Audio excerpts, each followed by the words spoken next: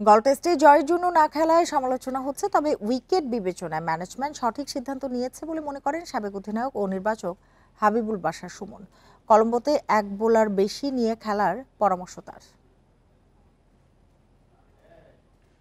Very unfortunate because he is one of our top batsman. এখন এমনটা সময় ছিল যখন আমরা ঢালাওভাবে সমালোচনা করি, যদি আমি বলি খুব ভালো ব্যাটসম্যান তখন আমারও সমালোচনা হবে, ব্যাপারটা অনেকটা এরকম হয়ে যায়। শান্তকে নিয়ে কথা বলতে ভয় পান সাবেক অধিনায়ক ও নির্বাচক, তবে সেই শান্ত রেকর্ড গড়েছেন। বাংলাদেশও ম্যাচ ড্র করেছে। গল টেস্ট, তাই তো স্বস্তি আনন্দের টেস্ট বললে ভুল হবে না। তবে আলোচনা হচ্ছে, কেন আরও একটু আগ্রাসী হলো না টাইগাররা, কেন ম্যানেজমেন্ট সাহসী সিদ্ধান্ত নিল না।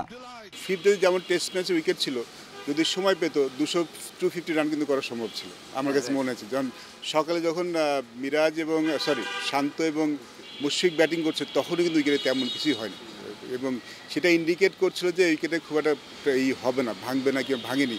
সেরকম অবস্থা আসলে ডিক্লেয়ার করে ঝুঁকির মধ্যে আসলে আমরা মনে হয় উল্টা ঝুঁকির মধ্যে যেতে পারতাম না। নানা প্রাপ্তির মাঝে এক বোলার কম থাকায় সন্তুষ্ট হতে পারেননি বাশার। বলছেন, কলম্বো টেস্টে টাইগাররা খেলুক 5 স্পেশালিস্ট বোলার নিয়ে, জাকেরকে রাখা হোক একাদশের বাইরে। Zakir Ali playing very well, but এই মোমেন্টে যদি মিরাজ আসে এবং আমি যদি 5টা বোলার নিয়ে খেলতে পারি, তাহলে he is the only option.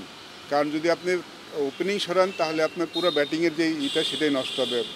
মিডলে যারা আছেন তারা ওপেন করুক, আমি এটা চাই না, বিকজ ওপেনিং এ স্পেশালাইজ পজিশন। চরম ব্যর্থ বিজয়কে নিয়ে বিপদে ম্যানেজমেন্ট। অপশন না থাকায় কলম্বোতেও তাকে দেখছেন সাবেক এই নির্বাচক।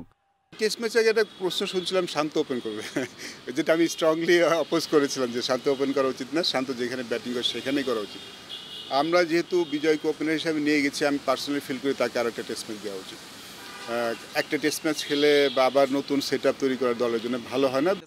গল টেস্ট থেকে শিক্ষা নিয়ে কলম্বোতে উইকেটে পরিবর্তন আনবে শ্রীলঙ্কা, সেটা মাথায় রেখে পরিকল্পনা করার তাগিদ সাবেক এই অধিনায়কের।